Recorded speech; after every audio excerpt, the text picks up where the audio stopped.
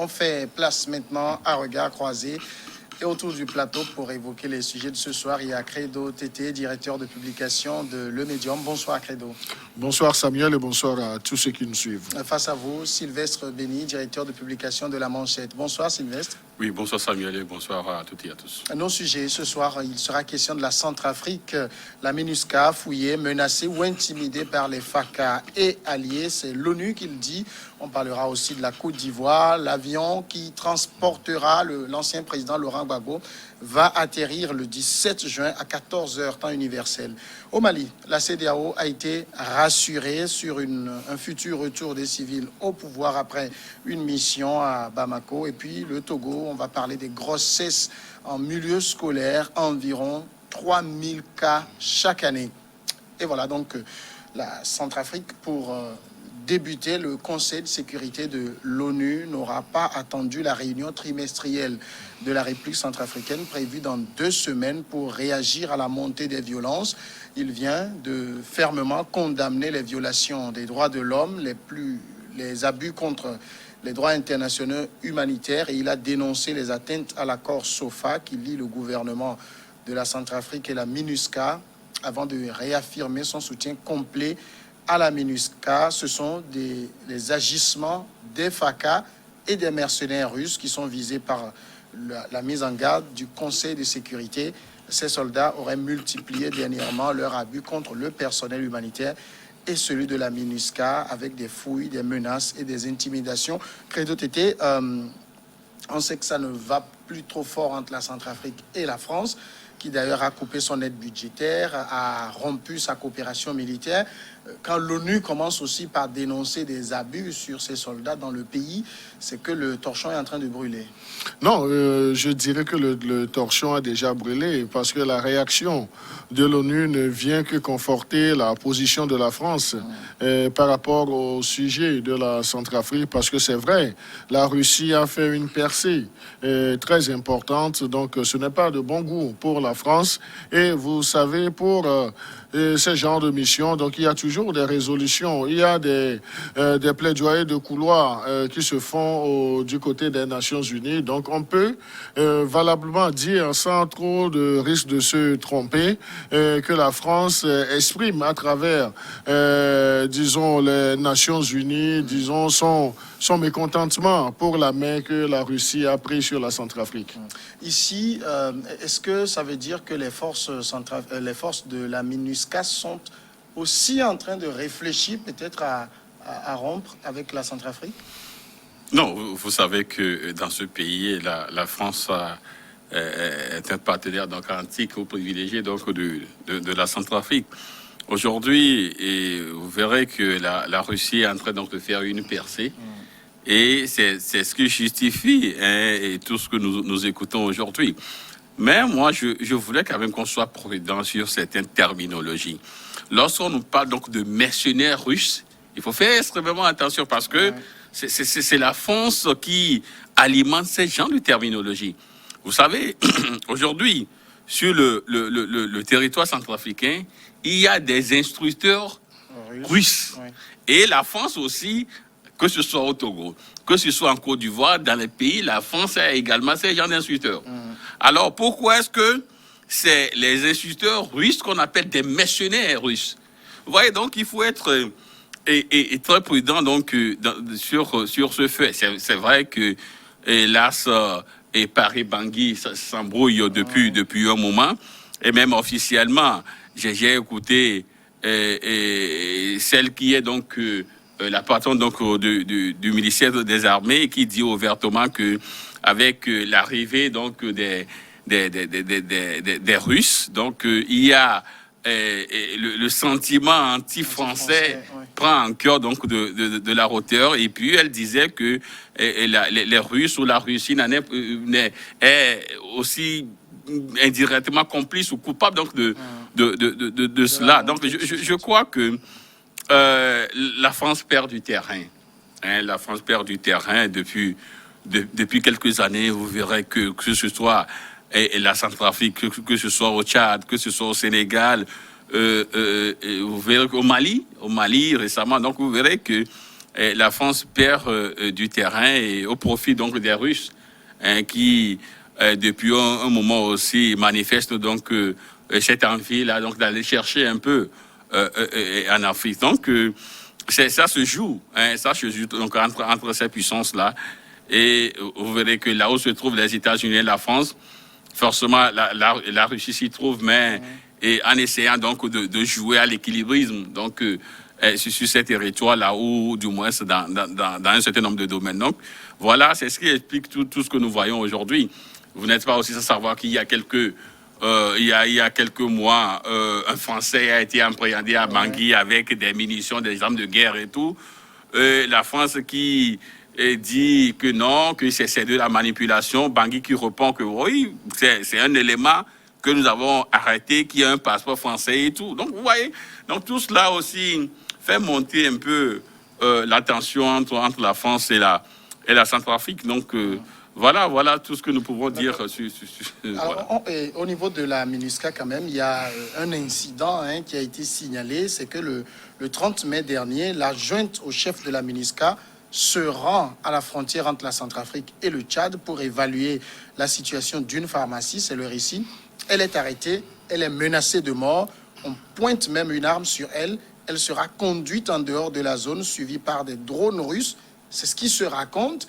Alors, est-ce que, au regard donc des brouilles entre Paris et Bangui, on va essayer de dire qu'il y a une sorte de grossissement peut-être de l'incident où, naturellement, les FACA se sont rendus aussi coupables de quelque chose? Oui, non, mais moi, je crois que lorsqu'on fait cas de drones qui auraient suivi la diplomate, donc je dis... Pas de drones russes. De drones russes. Donc, ça, j'ai une précision. Donc, vous comprendrez qu'il y a une focalisation sur la Russie. Donc on trouve les Russes partout.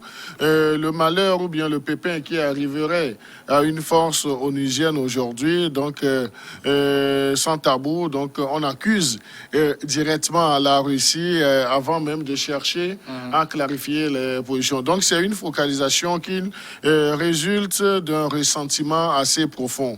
Donc, c'est un malaise qu'expriment, disons, ces diplomates. Et tout est fait aujourd'hui. Et là, le sens de la communication aujourd'hui, c'est présenter autrement la Russie, noircir l'image de la Russie, parce que la Russie a gagné du terrain. Au même moment, la France en a perdu. Donc là, est-ce que le récit qu'on nous a fait, est-ce que le récit est tellement fiable? Est-ce que ce récit est authentique? On peut dire, le fait même qu'on nous ait présenté la présence de la diplomate là-bas pour évaluer une pharmacie. Donc, je me dis, est-ce que c'est également le rôle de la MINUSCA d'aller évaluer une pharmacie dans une zone à la frontière entre la Centrafrique et le Tchad? Donc, est-ce qu'on n'a pas caché la vraie raison de la présence de cette responsable de la MINUSCA dans cette zone? Et également, est-ce que les éléments de la FACA ont réellement raccompagné la dame sous forme de menaces jusqu'à la conduire hors de ce périmètre? Donc, c'est des éléments à vérifier. Mais ce qu'on sert à l'opinion, ou bien ce qu'on veut que l'opinion comprenne, donc, c'est dire que les Nations Unies, les autres puissances ne sont pas les bienvenues. C'est aujourd'hui, c'est la Russie qui est en train de faire la pluie et le beau temps. Donc, on cherche toujours à habiller la Russie de tous les noms d'oiseaux. Oui. Alors, oui.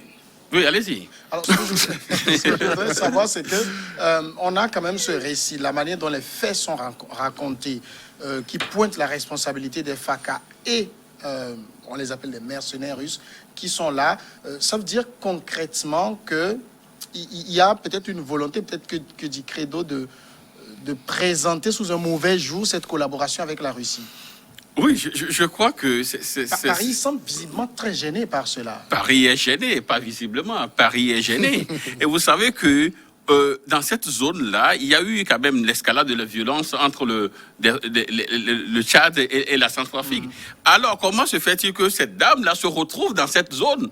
Or, vous savez que les FACA ont tendance à croire que c'est Paris qui fait monter donc les enchères et qui épaule un peu les forces donc tchadiennes, parce que hein, je parlais entre-temps donc des tirs et tout ça. C'est une guérilla qui est au niveau donc, de cette frontière-là. Donc, l'autre va évaluer une pharmacie dans une zone presque dans une zone de guerre, si on peut le dire ainsi. Vous voyez, donc, c'est pourquoi. Or, aujourd'hui, il est clair pour tout le monde que la Russie ou les forces russes donc, épaulent les FACA. Ouais. Alors, c'est tout à fait normal que la Russie cherche au moins à protéger. Moi, je dis, elle cherche à protéger la dame pour qu'on ne puisse pas, peut-être si on ne le souhaite pas, peut-être un tir qui vient donc de nulle part, je ne sais pas, qui malheureusement touche donc cette dame-là. On pourra peut-être présenter l'effet comme si c'est la Russie qui a épaulé les FACA et a quand même atteint peut-être mortellement la dame. Donc, je crois que la dame a été plutôt protégée, parce que s'il y a des drones russes, je n'en sais rien, peut-être qu'elle a été protégée dans une zone de guerre pour qu'on ne puisse pas la toucher. Voilà. Donc, sinon, Paris dit ouvertement, tel que je l'ai dit, il y a Paris qui a ouvertement déclaré qu'avec l'arrivée donc des Russes, la France n'est plus bien vue donc en Centrafrique.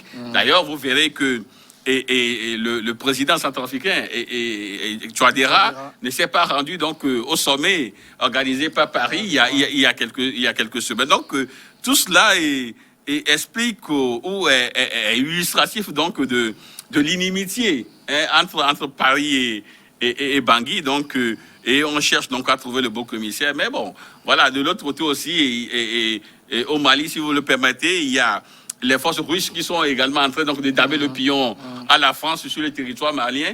Donc ça risque donc de faire des vagues. Donc il faudrait il faut tout faire donc pour arrêter. Du moins, c'est cette expansion russe en Afrique, voilà. Alors ici, les choses sont quand même telles qu'aujourd'hui, pour beaucoup de personnes, les instructeurs russes qui sont du côté de Bangui sont considérés comme des mercenaires. L'ONU a même bloqué l'envoi de 600 nouveaux instructeurs russes supplémentaires vers le pays. Non, je crois que c'est un abus de langage que d'appeler les instructeurs russes de mercenaires. Donc, c'est fait à dessein. Donc, on veut noircir la Russie. Ce sont des instructeurs, comme le disait Sylvestre, sur ce plateau. On a aussi dans d'autres pays des instructeurs français. Ouais. Mais ce qualificatif d'évaluant n'a jamais été attribué à ces messieurs. Sur quoi se base-t-on pour qualifier ces instructeurs russes de mercenaires? Donc, c'est dire que la Russie gêne aujourd'hui la France. Donc ça, c'est clair. Ne nous le rend pas, disons, ayons le courage de dire les choses telles qu'elles sont.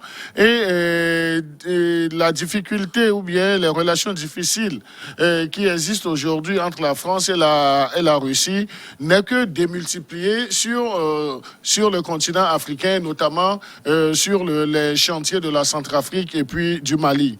Donc, on ne peut pas considérer ce abus de langage. Qu'est-ce qu'ils ont fait pour qu'on puisse les définir comme des mercenaires? Donc, ils n'ont rien fait, même si ils soutiennent la FACA, les FACA. Donc, ce n'est pas encore un péché originel. Donc, ce n'est pas encore, disons, donner la mort à quelqu'un. La présence russe aux côtés des forces armées centrafricaines, donc, c'est un choix de la Centrafrique tout d'abord, et la Russie ne fait qu'apporter son expertise. Parce qu'il y a quelques années, c'est la France qui avait, disons, cette prérogative, cette mainmise. Pourquoi est-ce que la France perd du terrain et on accuse ceux qui viennent, ceux qui gagnent du terrain de mercenaires? Donc je crois que c'est fait à dessein et c'est malsain. Fait à dessein, surtout que c'est par les médias occidentaux. Justement, moi j'ai l'impression que au niveau donc du continent africain, au niveau donc de l'Afrique, nous feignons ne pas comprendre, du moins c'est certains médias français. Vous savez, il faudrait pas peine donc et du moins la presse occidentale ou la presse française de je ne sais quoi, mais il y a certains qui font donc l'apologie de la politique extérieure de la France. Voyez-vous, donc si vous trouvez donc dans le cadre donc de ces journaux-là, c'est les terminologies, les termes employés par les dirigeants ou les officiels français qui l'emploient donc dans leur canal. Donc, moi, je ne peux pas considérer un instructeur russe donc de mercenaires. Sinon, peut-être que les Français également qui sont dans plusieurs pays que je viens de citer on risque également de leur appeler un bon matin donc des mercenaires. Voyez-vous, donc il faudrait faire très attention donc sur l'emploi donc de certains thèmes. Paris perd du terrain. Je crois que le mieux à faire, c'est de poser un diagnostic assez pointu, c'est de chercher à comprendre pourquoi est-ce que avant c'était le lait, le miel, mais aujourd'hui pourquoi est-ce que ça ne va pas? Et chercher donc à normaliser ces relations donc avec les pays africains, mais essayer donc de bloquer d'autres personnes pour évoluer sur ces terrains. Je crois que l'Afrique n'est pas une chasse gardée de la France. Mais au point où on bloque, par exemple, l'ONU bloque l'envoi de nouveaux instructeurs russes, 600, c'est que peut-être l'ONU est en train de prendre fait et cause pour la rhétorique des Occidentaux. Oui, non, c'est ce qu'on disait dans nos premiers développements. Donc, la position même de l'ONU, c'est une position assez ambiguë. On sent l'influence de la France dans ses prises de décision.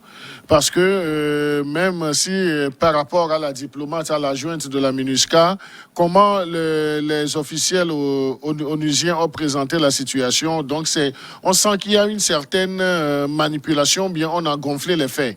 Et maintenant, aller jusqu'à bloquer l'envoi de 600 instructeurs russes en Centrafrique. Donc, ce n'est que la concrétisation de cette animosité qu'on développe vis-à-vis de la Russie. Puis on va marquer notre première pause et on revient tout de suite pour continuer.